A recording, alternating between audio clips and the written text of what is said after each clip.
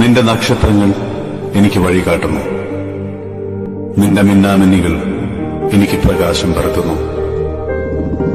ഈ യാത്ര നിന്നിലേക്കല്ല, നീ തന്നെയാണ് എന്റെ യാത്ര.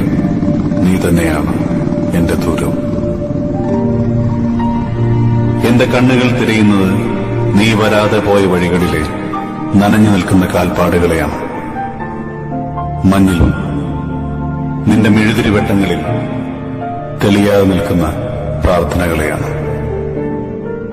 നീ അറിയില്ല എന്ന് അവകാശപ്പെടുന്ന നമ്മുടെ അപരാഹ്നങ്ങളും സന്ധികളും, ദേവദാരുവിലെ കാറ്റും താഴ്വരയിലെ തണുപ്പും, പാതിരാവിന് മുകളിലെ സൂര്യനും, മേഘങ്ങൾ തുന്നിച്ചേർത്ത ഒരു പകൽ ചന്ദ്രനും.